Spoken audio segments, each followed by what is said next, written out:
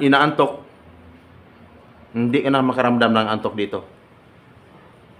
May problema kang maririnig naman, gustuhin mong tumawa.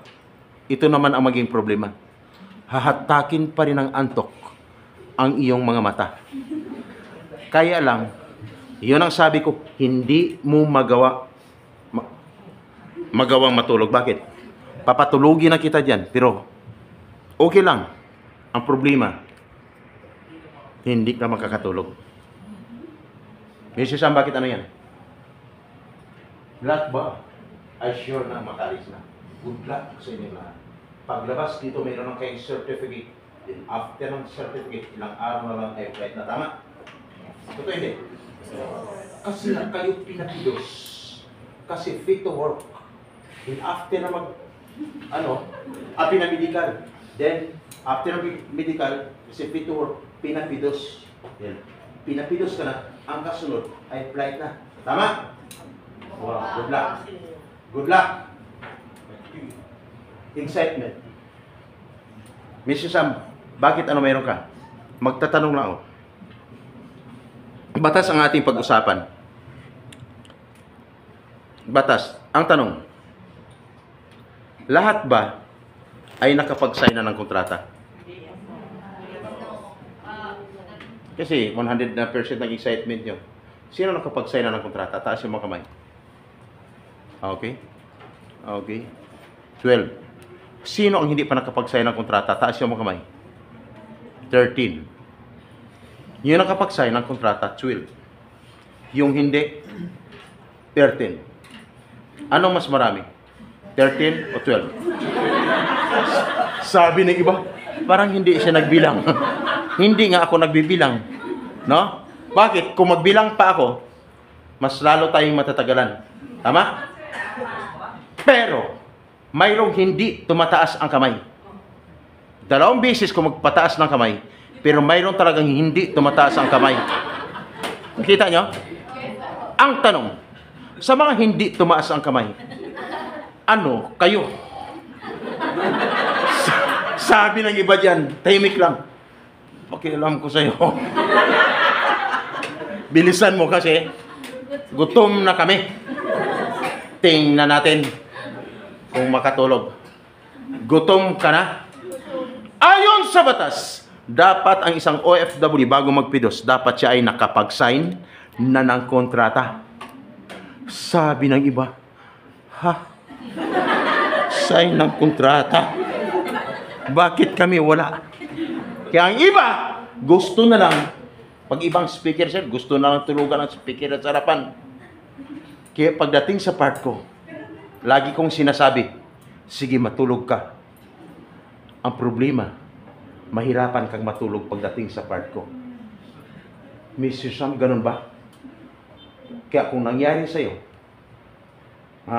hindi ka pa nakapag-sign ng kontrata, may ibig sabihin, bawas na ng 20% ang excitement mo na 100%. Anong mangyari? Ang natira, 80% na lang.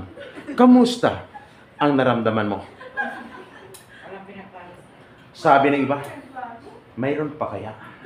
Kasi ang sabi niya, 5 beses siya magbawas. Yes, meron pa. Dapat nakapag-sign ka na ng kontrata, then after na magpidos, siguro yung makaalis na. Kasi nasa batas, ang isang OFW mulang nag-apply at nabisahan, dapat 60 to 90 days prior, dapat wala na siya sa Pilipinas. Sa ex-abroad, mga ex-abroad, tama hindi? Tama. Sabi ng iba, 60 to 90 days prior. Bakit kami 10 months na nandito pa rin? Problema hindi? Problema. Dahil nangyari sa'yo, another 20% ang ibabawas ko. Ang natira is 60% na lang. Sabi ng iba, mayroon pa kaya? Mayroon pa. Bakit kailangan siya makaalis? Yan ang nasa batas. At ang iba kasi, nakapagbayad na ng placement fee. Tama? Pag nagbayad ka ng placement fee, ang salary mo is 20,000. Magkano dapat ang maging placement fee? Sige nga. Sige nga. Nagmamadali ka lang umuwi, di ba? Dapat equivalent of 1 month salary. Sabi ng iba dyan uli. Ha? 1 month salary. Bakit sa akin sobrang laki? Dapat 1 month equivalent sa salary mo. Kaya yung iba, pagdating sa part na to, hindi ko man sinasabing lumabas. Hindi talaga nagpapaalam. Kusang lumabas. Sabi ng bawal, huwag labas ng labas. Lumalabas at hindi nagpapaalam. At ang ginawa, ano? Tumatawag na pala doon. Akala ko mag-CR. Tumatawag na pala, ma'am. Bakit? Ginawa yun sa amin. Wala nang pinanang-sign, wala nang, hindi na kami napag-sign ng kontrata. Meron pa kayong papidos-pidos. Sobrang laki pa pera na kinuha nyo sa amin. Kaya dapat maging maingat. Equivalent of 1 month salary.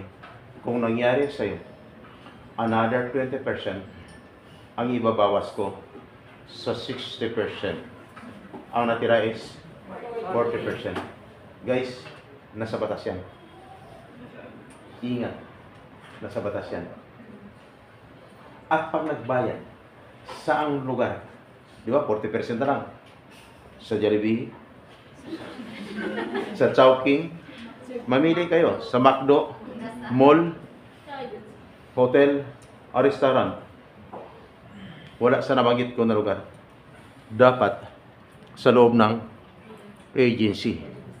Ang iba tahimik lang nakatingin sa akin, pero nasa isipan, ha? Agency. Bakit kami Jollibee? Minsan, huling-huli ko sa akto, sinisi ko yung katabi. At least, pinamerienda tayo, pare.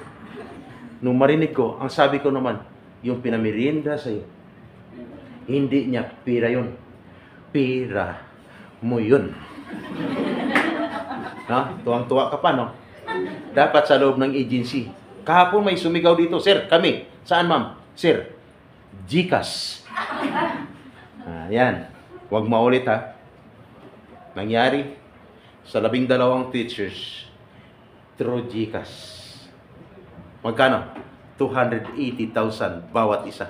Anong country? Korea. Nag-resign as teachers.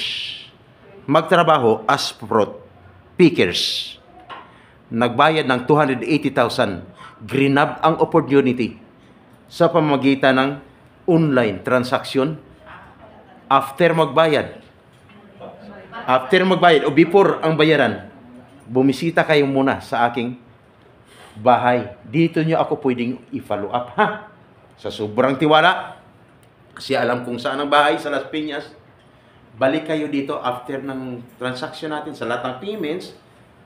Kung gusto nyo mag-follow up dito, 3 months after, hindi pa nakaalis, nag-follow up, pinuntahan yung bahay sa Las Piñas, wala na.